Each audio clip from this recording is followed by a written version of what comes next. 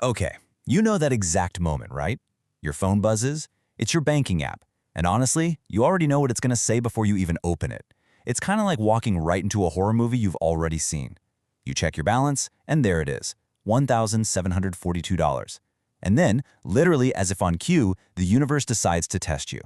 Your car starts making that terrible, expensive-sounding grinding noise, or you get an email from your kid's school about some unexpected fee. Your stomach just drops because you instantly realize you are just one random Tuesday away from a total financial disaster. Well, welcome to this explainer. If you're constantly praying that nothing breaks because you simply don't have the cash for it, you are in exactly the right place.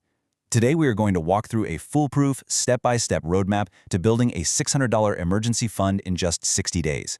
And yes, this works even if you feel completely broke right now. So here's our game plan for the 60-day sprint. We're breaking it down into 6 really simple steps. The scarcity trap, the 60-day shock absorber, separate and automate, stop the money leaks, the income sprint, and finally, becoming unpanickable. Let's dive in. First up, step 1, the scarcity trap, or why your brain actually fights saving. A lot of people say they just can't save until they make more money. But for most of us, struggling to save actually isn't a math problem. And it definitely isn't laziness. It's a psychology problem.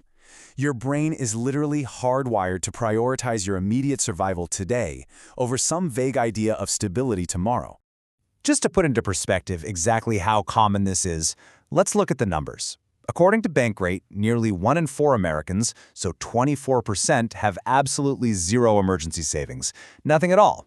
And honestly, it doesn't get much better when we look at the Federal Reserve's 2024 data. Only about 55% of adults, basically just over half, have managed to set aside even a 3-month buffer for a rainy day. And rounding out our data blitz here, the American Psychological Association's 2024 report shows that money is a top stressor for a massive 64% of adults. So, what's the big takeaway here? If you feel anxious about your finances, congratulations, you are extremely normal. Do not beat yourself up over this. Because here's what's actually happening. When you live paycheck to paycheck, your brain shifts into this intense scarcity mode.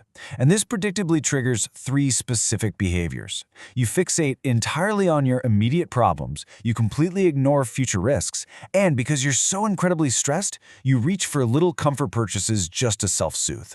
Telling someone in scarcity mode to just save 20% is honestly like telling someone who is drowning to just try swimming better. It doesn't work.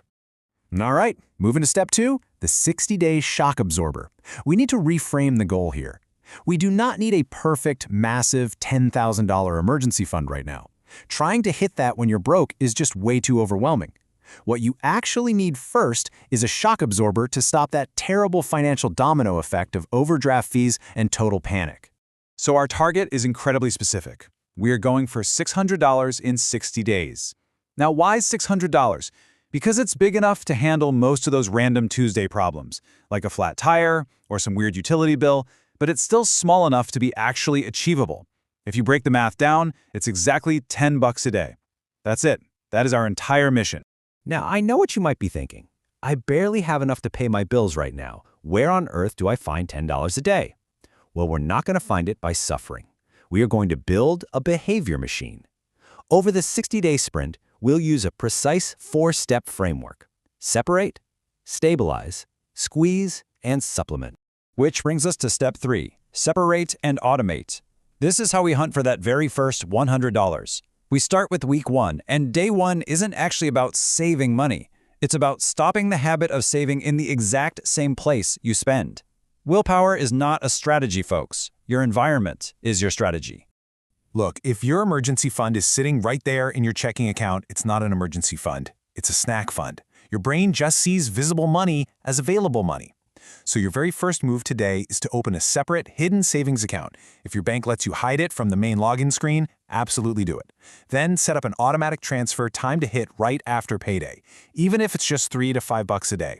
The amount literally matters less than building a habit that just runs in the background without you having to be motivated. Okay, with that automation humming along, we need to hunt down your first $100 to prove to your brain that this actually works. Enter the 48-hour pause rule. For the next 60 days, any non-essential purchase requires a mandatory 48-hour wait. This is absolutely crucial for breaking that psychological impulse loop. Next, comb through your bank statements and cancel just one subscription you totally forgot about. Then, this weekend, find one thing collecting dust, maybe an old keyboard or some headphones, and sell it. Boom, you've just hit your first $100. All right, step 4, stop the money leaks. Welcome to the Week 2 audit. Now, what's really interesting about this next phase is that most people believe they have a massive fundamental budget problem. But usually, they just have small, frequent, emotionally justified money leak problems. So we're going to do a super simple 14-day spending audit. We'll categorize the last 2 weeks of your expenses into 3 buckets: musts, maybes, and messes. You obviously keep paying the musts, but your emergency fund, that's going to come straight out of the maybes and the messes. If you can find just $24 a week by cutting back on takeout, $12 by skipping those random convenience store stops, and $15 by pausing impulse online buys, that is $51 a week. Do that for 8 weeks, and that alone yields over $400.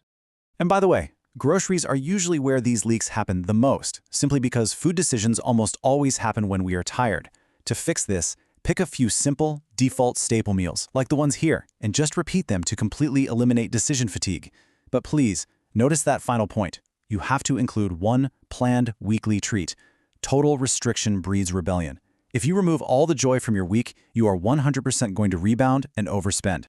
Next up, step 5, the income sprint, pushing across the finish line. Because look, cutting expenses is powerful, but it definitely has a floor. You can only cut so much before it hurts. To cross that $600 finish line, weeks 3 and 4 are all about realistic, temporary sprints to supplement your income. You've got a few options here. You could ask for extra hours at work.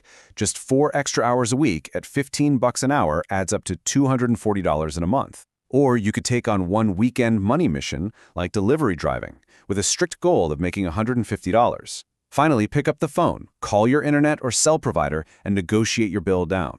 And yeah, working a weekend gig is exhausting, for sure. But remember the trade-off. You are only doing this for 60 days to buy yourself a lifetime free of financial fear. Which brings us to our final step. Step 6, becoming unpanickable. The rules of maintenance. So once you actually hit that $600, the hardest part isn't over. The hardest part is actually not spending it later when your stress levels spike. You need strict rules to make sure this fund doesn't just slowly bleed to death. First things first, we have to strictly define what an emergency actually is. A true emergency is a threat to your health, your housing, your transportation to get to work, or your basic utilities. Write this down and stick it on your fridge. An emergency is not a flash sale, it is not a weekend vacation, and it is definitely not boredom. Second, you have to follow the replace first rule. If you have to spend $120 from the fund on a real emergency, your absolute #1 financial priority the very next month is to refill that $120. Let me tell you a quick story about someone named Maya. Maya was stuck in that classic credit card loop we all know, where every single surprise bill just made the next month tighter and tighter. She tried complicated budgets and they failed. Then she used this exact simple framework: separate account, tiny auto transfers, a few strategic cuts, and one weekend gig. By day 30, she had auto-saved $320 right when her car broke down. Now, the old Maya would have put that on a 24% interest credit card and been totally miserable for half a year. The new Maya, she just paid cash. And you want to know what Maya said after she paid that mechanic? She said, "It wasn't the $320, it was knowing I could handle life." Building an emergency fund isn't some luxury. It's not a special reward you earn only after you get rich. It's the basic protection, the financial seatbelt that you need to feel entirely, completely unpanickable. Which brings us to the ultimate question. You wouldn't wait until you're literally in a car crash to decide you probably should have put on your seatbelt. Life is going to keep happening. Things are going to break. The unexpected is 100% going to occur. So, looking at your setup right now, I have to ask, are you ready for next Tuesday? Take that first step today. Separate the account, set up that tiny auto transfer, and take your power back.